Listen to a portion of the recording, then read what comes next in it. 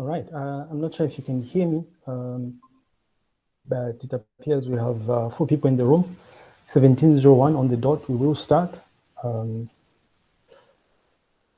Okie doke. Let me just share my screen. I don't know if you can hear me. Could someone just say something to confirm whether or not you can hear me? Just need to know if I need to adjust or readjust something on my end. Yes, we can hear you. Okay, thank you.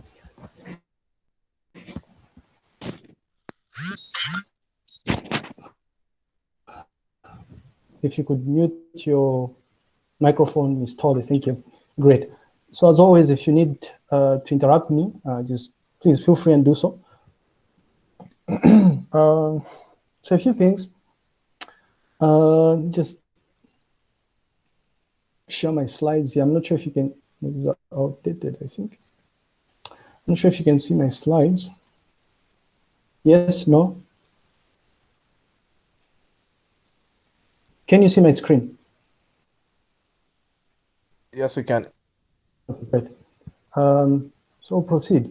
So here's the thing. So we continue off our conversation of lecture series number 5, which is requirements elicitation, essentially. So before we start, before we continue from where we stopped off last week, I just thought I would I'll go through a couple of announcements here, just to ensure that we're on the same page. So for starters, what I noticed is the vast majority of the groups, it's like they decided to more or less replicate what was in the exemplar project proposal document that I shared with you, right? So there was mention of your respective groups or some groups, if not the vast majority of the groups, deciding to take an agile approach. I just wanted to put it out there that we only get to discuss so-called agile techniques later down the line. So way after we discuss is this system design, and so my advice, my recommendation to you is to readjust your proposal or your plan so that you just adopt the traditional software model, right? The so-called waterfall model, because it turns out that our conversations, at least from this point all the way up to when we start our discussion of agile techniques, will be making the assumption that we are working with the waterfall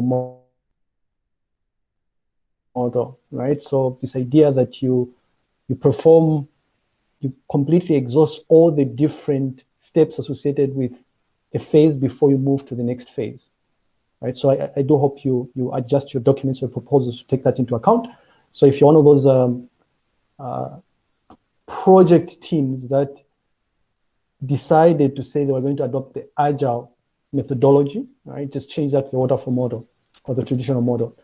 And then something else that we haven't yet finalized, the 2 people that volunteered to be class reps, I'm not sure what's happening here, but they've decided to not follow up with me in regards to the email that I sent through about the slot. So I'm just going to assume that the Friday and the Thursday slot is okay with everybody else. But remember, we're supposed to have a total of 3 slots. So I have a couple of suggestions based on my schedule. I would like for you to discuss these potential slots. Remember, we now, tentatively, at least for now, we meet on Fridays and Thursdays, right? But we need an additional slot. So we have Thursday, 17 to 17:45, which is today. We have Friday, 17 to 17:45, which is catered for. We need an additional slot. Now, I have a few suggestions. I'm available on Monday between 14 and 14:45. I'm also available on Monday between 18 and 18:45. So I would like for you people to decide as a group which slot is convenient for all the minors, right? If this doesn't work out, what I'm going to suggest we do is we have double period for one of these days. So either on Friday or on Thursday, instead of having, I guess, if a 5-minute long session, we typically just extend it so that we cover 2 periods, right? So please just discuss this amongst yourselves. Now, the plan for the other slot is, because this course, sadly, it appears there's still no tutor here, right? what I'm suggesting we do for now, at least up to the time when we are done with system design, is we use the third slot to try and course correct the different things that you're doing in your respective project. Tutorial-ish kind of session where we look at what you're doing as a group, right, for the different groups. And then we try and identify before you submit an assignment or something. I hope that's clear, right? So just think about the additional slot. All right, unless there are any questions, we'll proceed.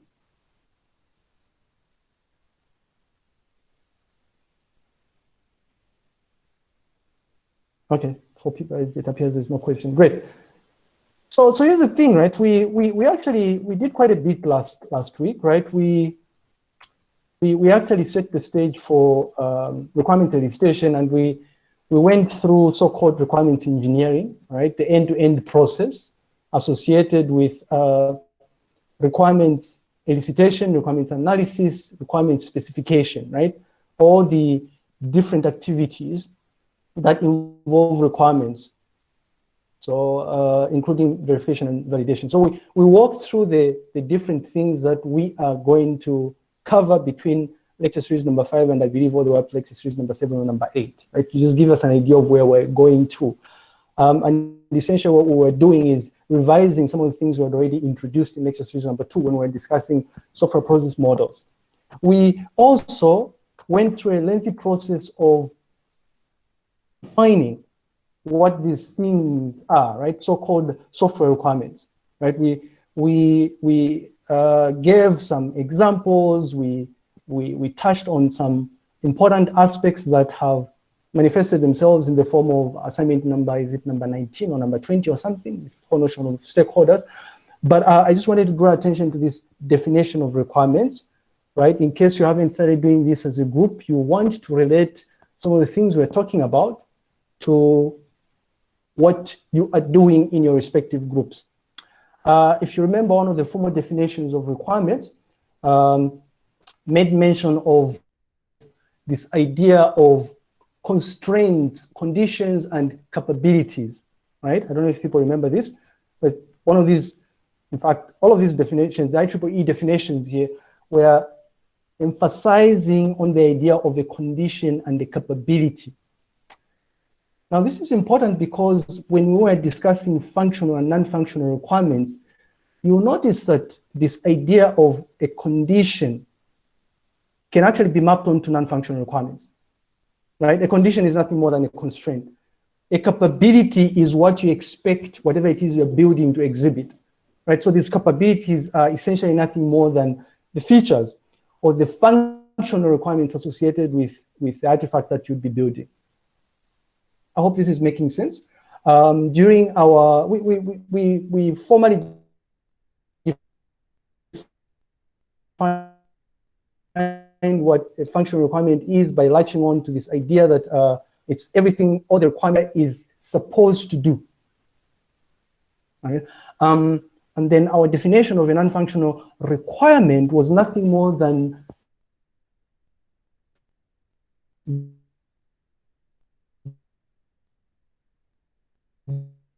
the attributes, the quality attributes associated with the software that you're building. Implicit to this notion of EDTs, right? Reliability, usability, traceability, flexibility, extensibility. Now, it doesn't necessarily mean that all EDTs are non-functional requirements or non-functional requirements are essentially supposed to be EDTs. There are certain non-functional requirements that will not necessarily be mapped onto EDTs, but just wanted to throw it out there. And in fact, in the process, we looked at various ways that people get to represent these non-functional requirements, right? FAPS is I guess, one of those popular ways of representing requirements, the FAPS model. I don't know if you remember this. Oh my goodness, somebody wants to come in here. Oh, don't listen, right? So, and then we ended up, I'm I'm going to say something here, right?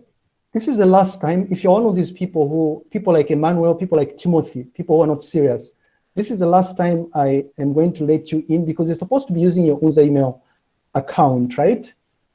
So that you don't inconvenience us by us having to context switch and let you into the room. Please, it can't be that hard, right? Anyways, so it's not that hard for you to use your Unza signed email account. At third year especially, a ton of first years we're working with are able to do this trivia thing. But different ways of representing functional requirements, right? And then we ended up on this slide where we were trying to introduce this whole notion of the importance of deriving or coming up with goals for you to come up with useful non-functional requirements, right? So you want to make sure that you make, or your users, when working with users, you want to make sure that they make their intentions explicitly clear from the outset, right? You also want to make sure that these non-functional requirements that are specified by the users are easy to verify, right? And the idea is if you go through this process, it'll be a lot easier for you as a developer to translate the intentions of the user into the comprehensive set of requirements exhibited by the software you're building, right? Before we proceed on to the next stage, which is a broad range of elicitation techniques, I just want to pause here and to try and find out if people have been paying attention, if people have already gotten to a stage where, based on the preliminary specifications that were given to you, to see if you guys have been able to identify non-functional requirements associated with the artifacts that you're implementing. Anyone? Could you mention your group number and just tell us an example of a non-functional requirement associated with the system that you're supposed to be building?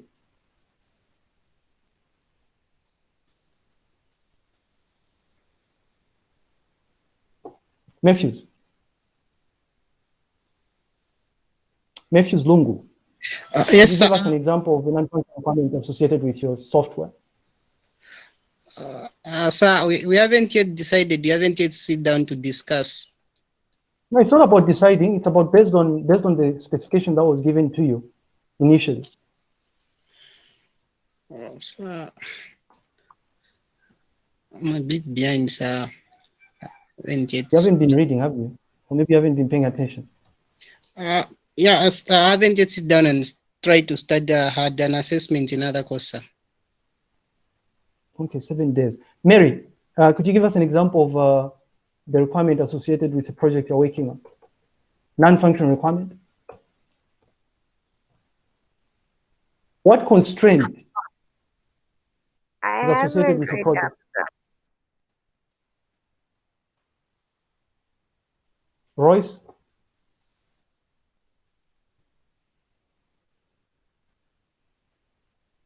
Royce? Sir, could you give us an example of a non-functional requirement associated with your project? I haven't thought about it. We haven't touched that yet. It's not about touching. I mean, based on what you said last time, I think some of the non-functional requirements could be like in terms of reliability. If for example, what's your number, right? What?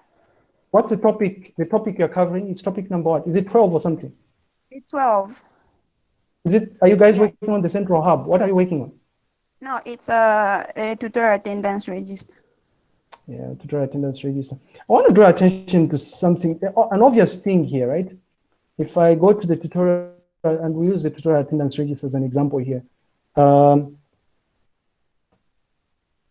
Just topic number 5. If you look at these things, right? If we are saying that one of the things you were taught to do as topic number 5 was that you develop a mobile application, because we're saying additional skills, mobile development or something, right? Is the type of application, whether it's a mobile application, whether it's a plugin, whether it's a web-based application, whether it's an extension, do you think it has anything to do with the core requirement of the software?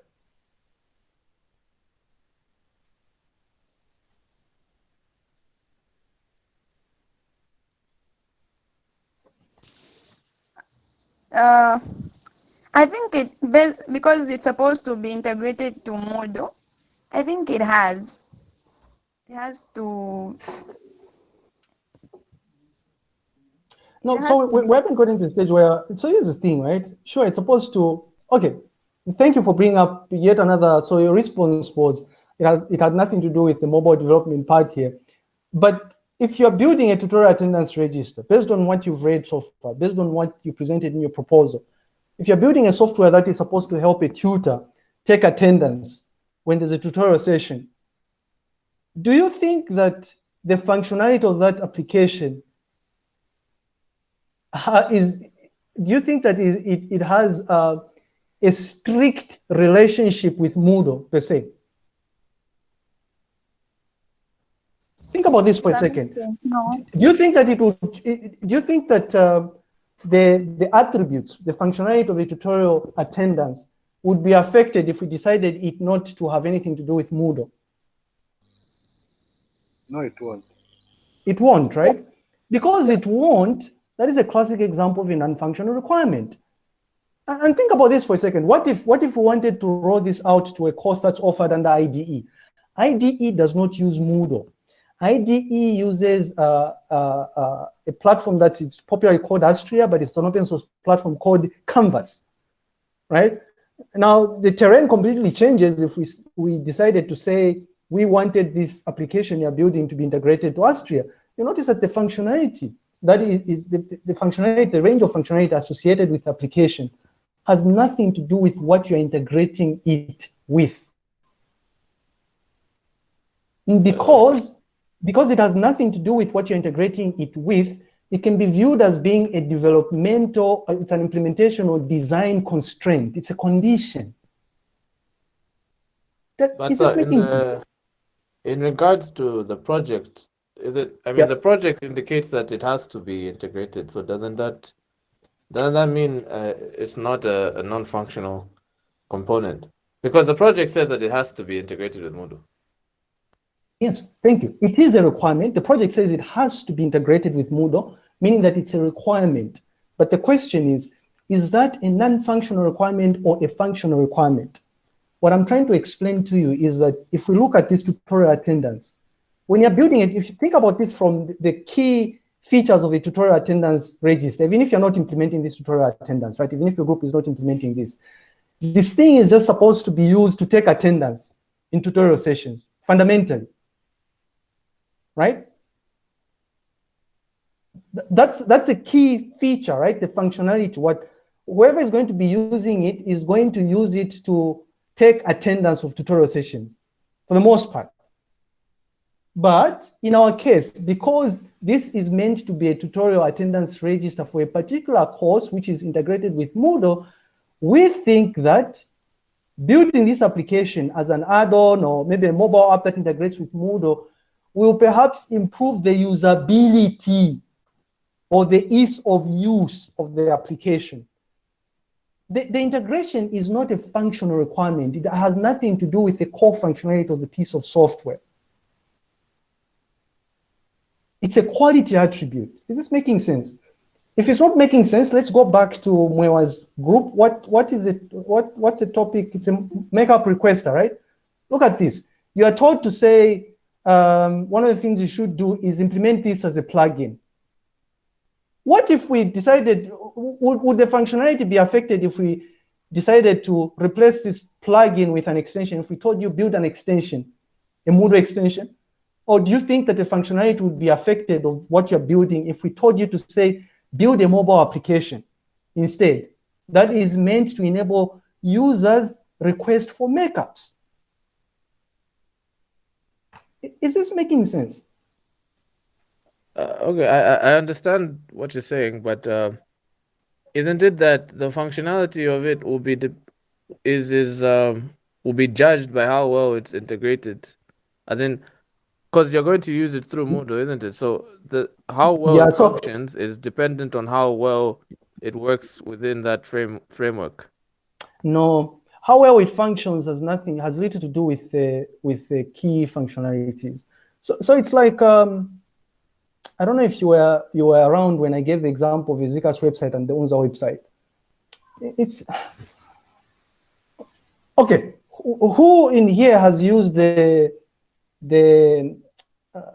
that variation of the Facebook application that uses less data? I've forgotten what it's called, but I don't know if you know what I'm talking about here. Facebook Lite. Yes, there's Facebook Lite, and there's the more data intensive, I don't know what it's called, the main application itself, right?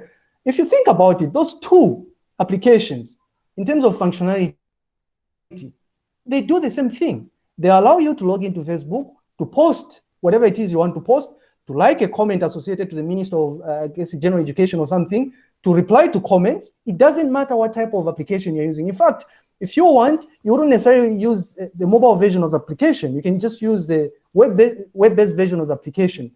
But it turns out that the user experience associated with those different types of applications might be different.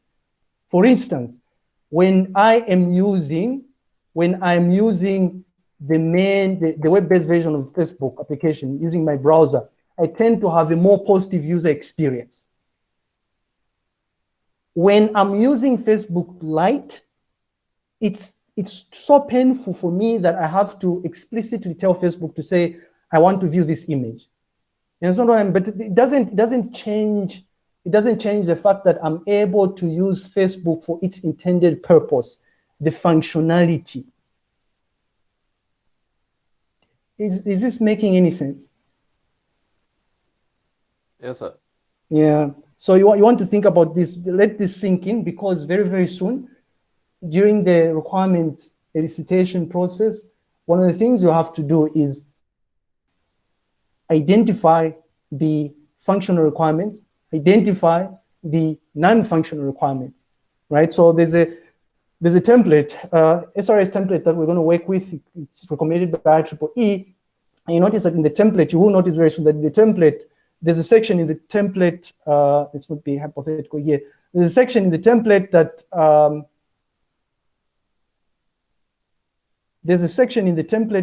will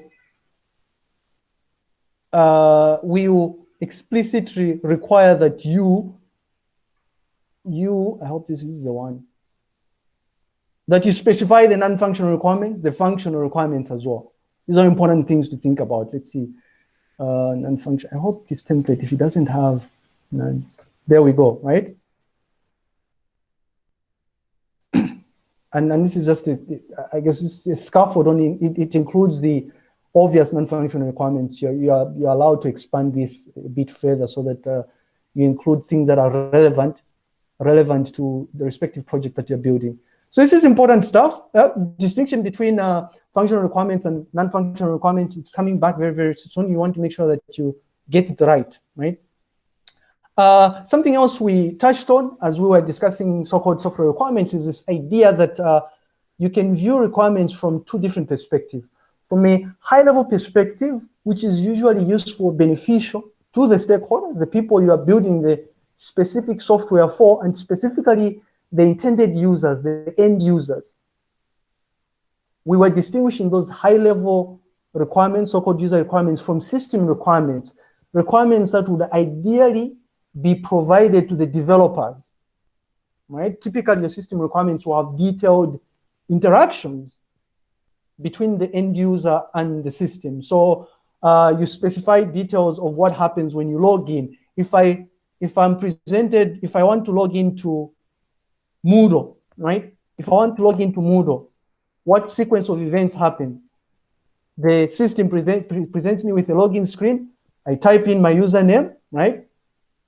What happens when I type in an incorrect username, right? So the system requirements will have specifics of what happens. You notice that Moodle here will respond by giving you an information, a piece of information, a piece of text that tells you that either your login, your username, or the password is incorrect.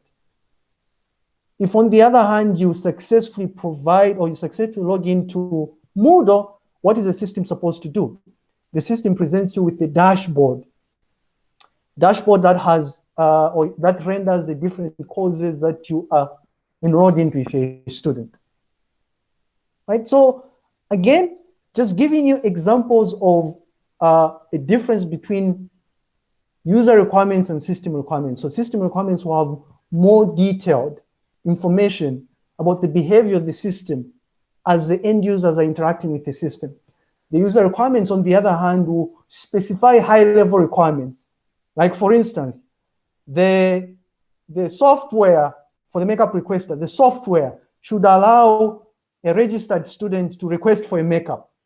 If you think about it, that's a broad functional requirement, right? A broad functional requirement that could potentially be split up into multiple system requirements with details of what happens when a user is interacting with the software, right? So the makeup requester, as an example, would say the software would be designed in such a manner to say user requirement, right? The student should be able to request for a makeup. The system requirement could be more detailed, right? You can find out different system requirements based on this by saying a registered user should be able to log in to the system. Why? Because what you're saying is you don't want some random character to just access the system. You just want a user that is allowed to use the system. Another system requirements that can be found out from this user requirement would be, and this, by the way, this registered user could be either student, lecturer, or tutor, right? These are all potential stakeholders associated with the makeup requester platform. And I'm just throwing it out there. It could be more stakeholders here, but that's besides the point, right? You notice that another system requirements that can be found out from here is this idea that a student, a registered student, should be able to specify an assessment for which they need a makeup for, some crap like that or something. I'm not sure if this makes sense here. Need a makeup assessment, right? Another system requirement associated with this, you notice, is that because when a student requests for a makeup, obviously there's behind the scenes things that need to be done by the lecturer. So you could say a lecturer, a course convener or coordinator should be able to verify should be able to view and verify makeup requests. So anyway, the key takeaway point here is that what we want to do is to be able to distinguish, to differentiate between high-level user requirements and system requirements. And now granted, we go through a process of going through use case development very, very soon during requirements analysis. So all of these things will make sense very, very soon. But I just wanted to put it out there, right, to remind us that during our discussion last week, we distinguished requirements from the perspective of the level of detail associated with the specific requirements, user requirements and system requirements. Something else we did, something that's tied to the assignment that's currently open, the team assignment, is this idea of stakeholders. Hopefully, we have all gotten to a stage where using those preliminary requirements provided to you in the form of these things here, you are able to identify key stakeholders associated with the software. Now, we mentioned last week that this idea of key stakeholders is best viewed from the perspective of who stands to gain from the system itself, who is going to directly interact with the system, right? These are all different stakeholders. Stakeholders can be external, stakeholders can be direct in the sense that they'll directly interact with the system. Stakeholders can be entities that are external that won't directly interact with the system. Think about this for a second, latching on to the makeup requester example. The lecturer, the course convener could be a stakeholder, right? A direct stakeholder, because if it's a lecturer like Lighton who wants to verify a request coming through from a student, I need to log into the system, right? So I have a vested interest in this. I'll direct interact with the system. But think about this for a second. What if something very serious happens, like a student decides to lodge a complaint to, let's say, HOD or the dean, for instance, to say, I didn't write this assessment, this lecturer was too stringent and he did not accept my assignment or my assessment or something. You notice that these entities I'm referring to, think that maybe the HOD or perhaps the dean, we are reaching here though, could be considered stakeholders.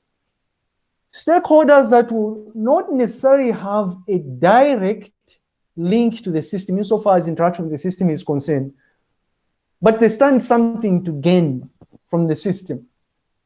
Other stakeholders could be entities like, if this implementation has to do with the Moodle, the people that manage the Moodle at UNZA are CICT.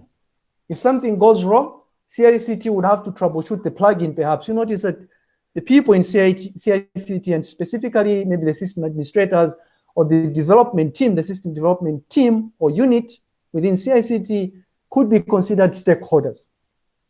These are things we expect you to brainstorm about as you're working through assignment number, I don't know if it's number 19 or number 20. Is this making sense? The idea of stakeholders, requirements, right? User requirements, system requirements, functional requirements, non-functional requirements, yeah? The EDTs and whatnot. Is that fine? Any questions, concerns, or complaints or something? So do us as the developers count as a stakeholder?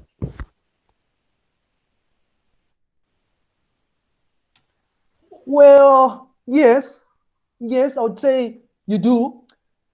In fact, if you remember, in one of the slides, you do. In one of the slides, we highlighted the fact that there are certain smart people out there that propose that you view requirements, you view these stakeholders from this perspective. Yeah? I don't know if you remember this. So you guys would be under the project team, right? So you do count as stakeholders.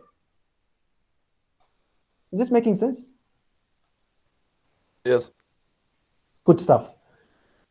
Great. I hope this short run here will help you get started with the assignment. It's one of the reasons I thought we'd do this haphazard recap of what we did last week, is because the current active assignment is associated with this idea of identifying stakeholders. And again, that thing is not going to be graded per se, but it is going to feed into the next major assignment that you're working towards. This thing here, development of this thing here, the so-called SRS. For you to develop the SRS, you need to get certain things right.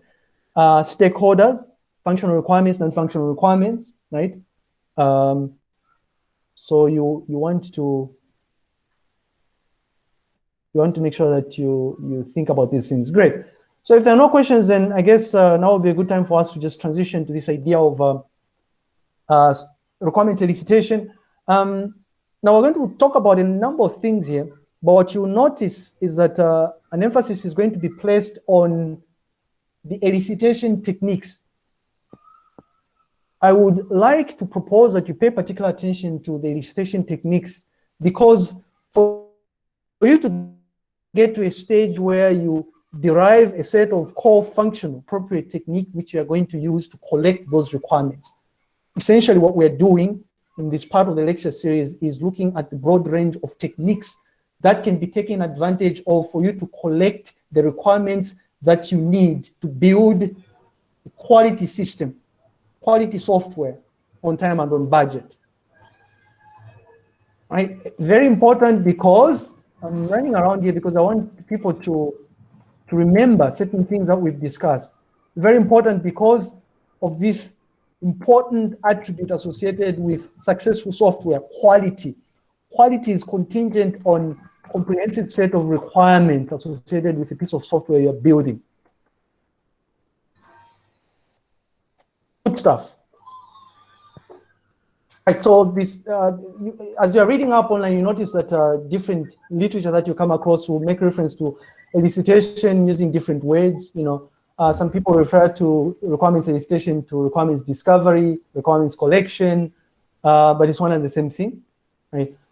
Essentially, this process involves a set of technical staff interacting with the clients, customers, you know, the key stakeholders, to find out specifics about the application domain, right? So the environment within which this application is going to be deployed, and more importantly, the key services that the system should exhibit.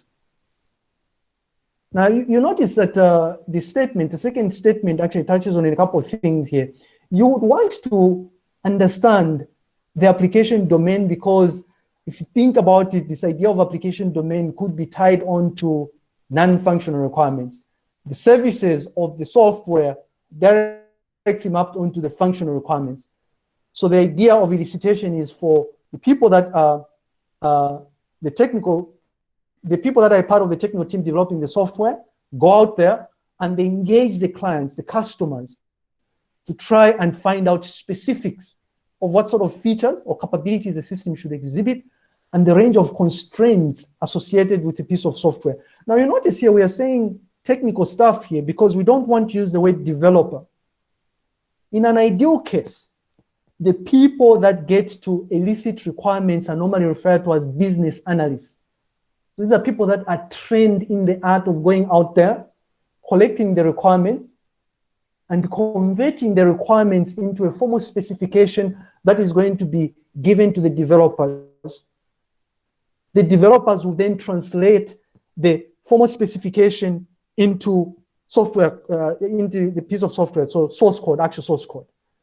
Of course, what we are doing here, these are small little projects, which is why the same team, the same group of users is going to go out there and play the role of business analysts, elicit the requirements. The same group is going to design the software. The same group is going to implement the software. Funny enough, the same group is going to test the software. This is not what happens in real life. In real life, a business analyst collects the software. A system architect, system designer, whatever it is they call them these days, will translate the requirements into a design, right? A range of designs, system designs that developers will make use of. And the developers will translate the designs and the SRS, the formal specification, into source code. A group of users called, sometimes they're called quality assurance engineers, right? Software testers in other circles, depending on the sheer size of the company or the organization doing the development, will get the piece of software and test it to make sure that it meets the key requirements specified by the customers or the clients, and to ensure that some of the key LETs, key quality attributes associated with the software are conformed to, right? So that the software is reliable, for instance, so that the software is secure, right? But again, the technical stuff we're referring to here are the business analysts. In the case of your respective group projects, it would be you, right? Your respective group members. Now, you notice here that the elicitation of the requirements, because there's normally a number of users that are involved, you don't necessarily just go to end users to collect these requirements. You might be forced to go and collect the requirements from other stakeholders that may not necessarily be directly linked to the software. Keyword here is stakeholders. All these different types of roles we are outlining here are stakeholders. So your elicitation process will involve you interacting with the people that are going to directly interact with the software, people that are not going to directly interact with the software. So it could be system administrators, right? People that are going to have to troubleshoot the application in the event that it goes down or something goes wrong, right? Managers, right? If at all managers are applicable. In the case of most of these software tools that you guys are developing, you might perhaps you might view these managers as being HODs perhaps. Right? I hope this makes sense. But the key thing here to take note is that it's stakeholders. And again, this is why brainstorming and coming up with a list of all, comprehensive list of all stakeholders is important, because the next step is for you to go and interact with these stakeholders to derive the set of functional and non-functional requirements. Right, so again, we're saying software engineers or business analysts who tend to work with a broad range of stakeholders here, right?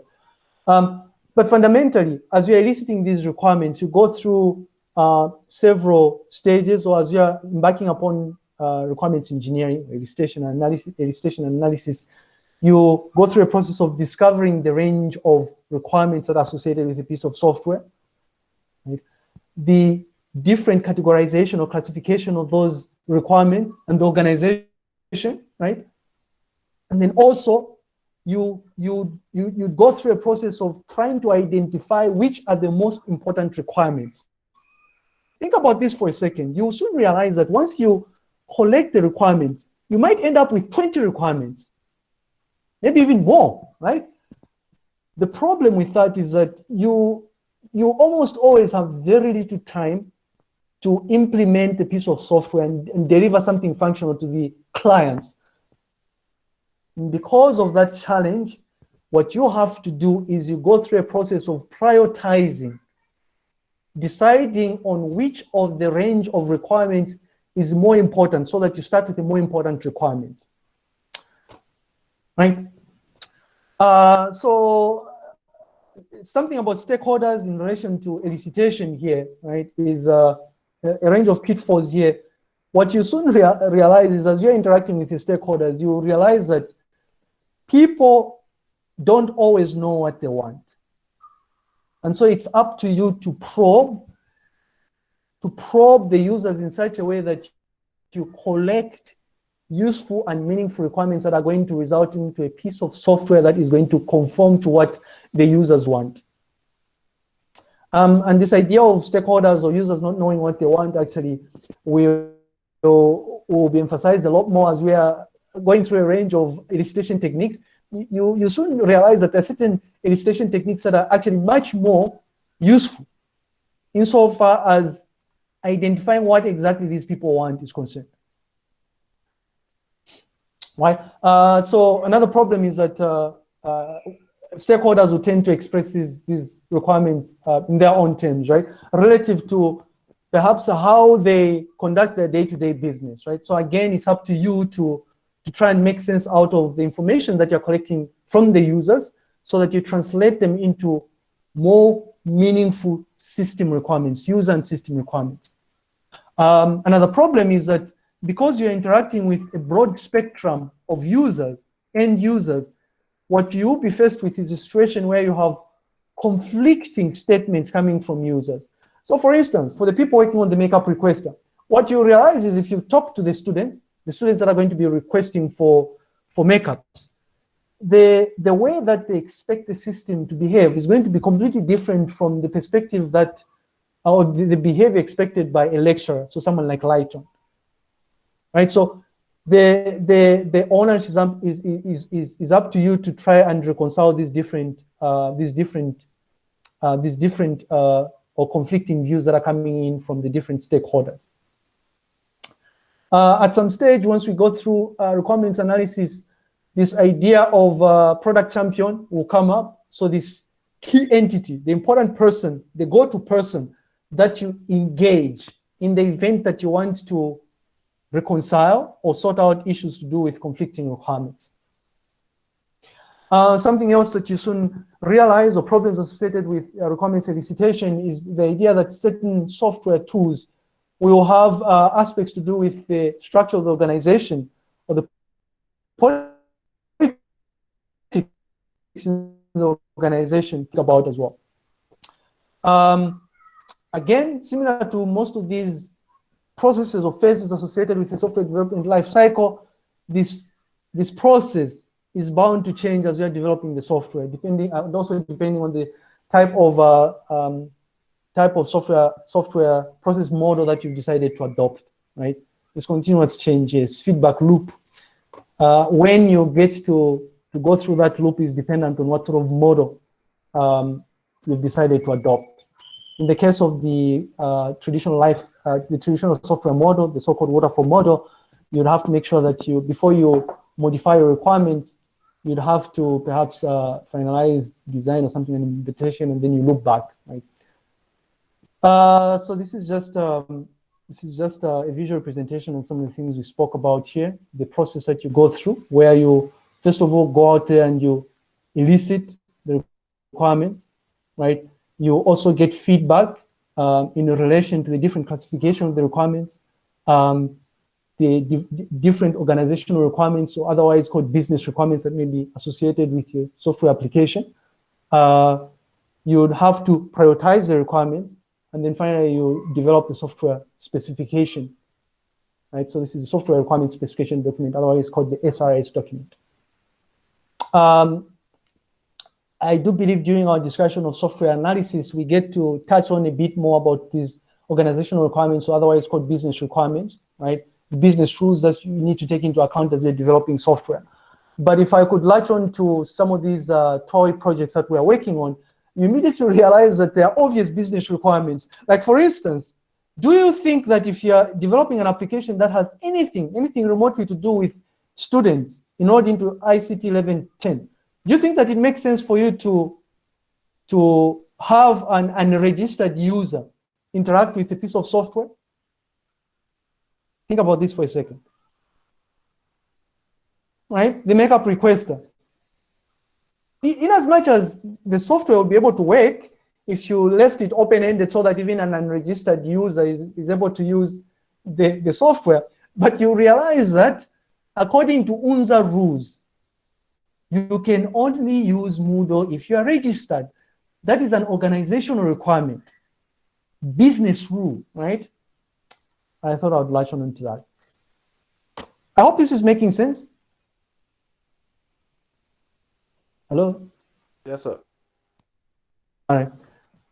Again, just to try and emphasize on these process activities associated with elicitation and analysis here, just essentially just trying to rub in for a discussion of this nice visual representation here, right? So the discovery process will involve you interacting with the stakeholders. The classification will involve you classifying these requirements based on the business rules and based on the different roles that you have in the organization. So for instance, for those of you that are building applications that have to do with both students and lecturers, you would have to cluster those requirements in such a way that you separate requirements associated with students, requirements associated with lecturers, requirements associated with system administrators if your application involves implementation of the feature that involves super users, requirements associated with normal users, right? So this is the classification of requirements. And then of course, prioritization and negotiation. So going through an end-to-end process where you get to identify the more important requirements, the things that you should start with first. The features of functionalities that potential end users value the most. So for instance, if you think about this, again, I'm latching on to makeup requests. I don't know why, because I guess it's a lot easier for me to latch on to that example. It's directly related to a problem that I've been experiencing in the last 2 years. I've been working at UNZA, right? So I can relate to that. It has nothing to do with the people working on that project, but it has more to do with the problem itself. It's a challenge that I have been experiencing for the last 2 years now. It would be nice if we could make this work, by the way. It's not to show you this idea of prioritization. I'm just going to fast forward here. It's not, I tell you, reading comments, reading emails that are coming through from users. I mean, students that are enrolled into a course that has maybe 100+ students is not, oh, it's strange. I thought it was there. Oh, wow, I missed it out then. I do apologize. I thought it was there. Oh, wow. I thought it was, I guess I left it out. I'll have to include it somewhere. Okay, I missed it out. feel stupid. Oh, there we go. I tell you. So this is just. I don't know if you can see this. This is a problem I experienced. You know how you have a range of assessments. Like if you remember what we did in first year, we had those quizzes, right? 20 of them. We still have characters that are popping up right now. Oh no, hi sir, I did not write this assessment because I was sick. Oh no, sir, I did not write this assessment because I hadn't yet registered. I would like to request for a makeup. Now I have a couple of dozen of such emails coming in from first years, right? But of course, there are other courses that I handle, but my focus for now, or the problem that group number 20 is working on, is specific to ICT 1110, right? This is a huge problem, right? Which is why I'm using it as an example. Just trying to say I'm using it as an example. So you notice that as you're prioritizing the requirements associated with that particular problem, you realize that there are certain requirements that are more important. Like for instance, the feature that is going to enable a student to actually request for a makeup, fill out a form, attach evidence to say this is the medical report that proves that I was sick during this period. That's an important requirement. It's much more important than a requirement that is to do with the aesthetics, right? How beautiful, how aesthetically pleasing the application looks like. We don't care so much about that. At least I don't care so much about that. What I'm more interested in is the core requirement, right? So I would prioritize, I would probably rank that particular example requirement high up the hierarchy, right? But key takeaway point here is the prioritization is associated with negotiation. So you do this in consultation with the clients, right? So you go out there as you're interacting with the clients, you tell them which one of these things are more important. And again, we go through a process. There are predefined techniques that you use to prioritize these requirements, right? So things like the Moscow techniques, for instance, traditional ranking, right? These are all different things we're going to look at during requirements analysis. And then finally, as part of this process activity, obviously, actual specification process, right? Again, this slide just trying to underscore what we are looking at, which is elicitation, the process of discovery. You're going out there to just gather a set of user and system requirements that should conform to the services associated with the piece of software you're developing. And what you do to do this is you have to interact with stakeholders, right? Again, there's a range of stakeholders. Your task, one of the tasks you do as part of the requirements discovery process is identify appropriate stakeholders.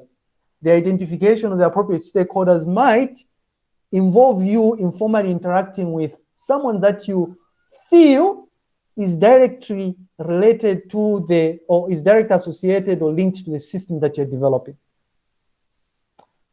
So this idea of the business analyst, the role of the business analyst, is not really part of what we're looking at. But as you are reading up online, and I do encourage you to read up on some of the roles associated with the business analyst, what you discover is that it's a sort of role that that is not necessarily for the faint-hearted, right? So if you're one of those people who is not patient enough to interact with people that might not know what they want, then this role may not be for you, right? You forget about applying for a business analyst role, for instance. There are a number of software development shops in Zambia that are popping up there. They're actually evolving into more mature development firms. And so increasingly, they're explicitly hiring people that are skilled in the art of eliciting requirements.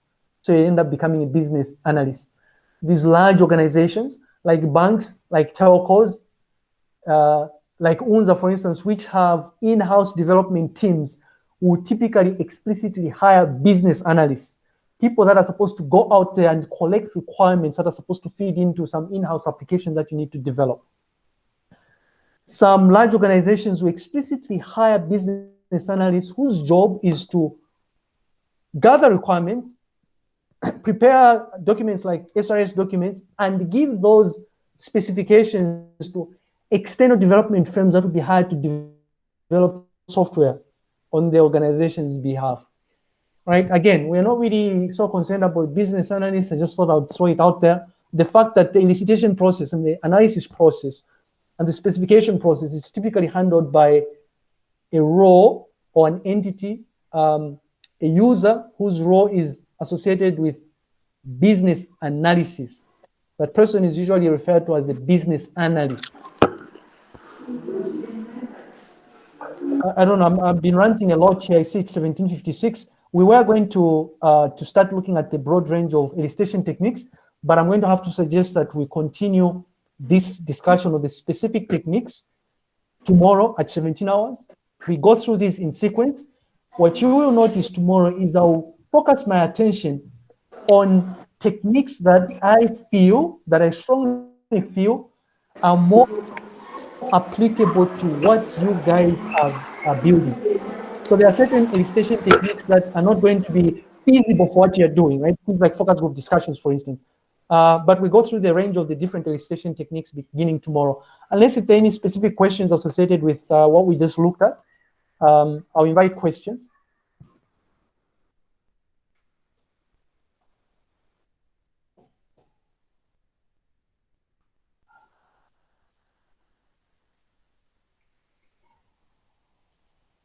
Okay, no questions. I'm curious, is there a group that has already started interacting to try and brainstorm on potential stakeholders associated with your piece of software? Yes, sir. Okay. And you think is it a productive conversation? You've been able to brainstorm and identify these key entities.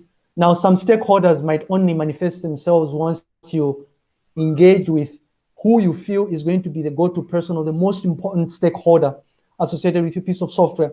Like, for instance, the makeup requester. The important person here is who? The ICT 1110 lecturer. Do you understand this? Is the most important person. For the people working on, so he's a go-to person for you to start the initial process for identifying other key stakeholders. If you are failing to identify them, as part of the elicitation process, you would probe the key stakeholder, product champion, to say, who else do you think is associated with what you're doing? The calendar conflict resolver, right? Key stakeholder is obviously lecturers. Of course, the students, students, right? Not the lecturer. It's a student, because if you think about this from the perspective of your respective minors, remember what normally happens at the beginning. Oh no, Lighton, we have a class. I remember Roy saying this. No, I can't do that because we have class, right? And so clearly an entity like Royce is an important key stakeholder. Why? Because this is the entity that stands a lot to lose from the conflicts that arise. The grade normalizer, right? Normalization of the grades. I've forgotten what this piece of software does here. I would have to go here. So this is the student is a key stakeholder, right? And perhaps a lecturer, because what you're doing is the grading normalizer is, remember what normally happens at the end of the term? You are told, or when you write an assessment, can you go through your script to check if you've been marked incorrectly?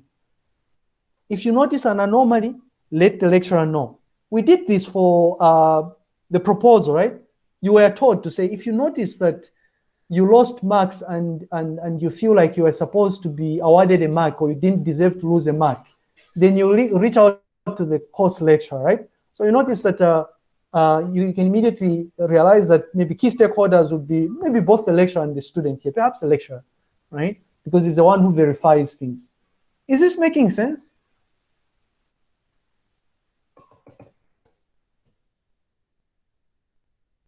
Yes, it is. Oh, okay, great. So I'm going to pause, guys. I'll see you tomorrow at 17 hours. Hopefully by tomorrow, maybe I do hope you guys would have interacted as a group to decide on which additional slot.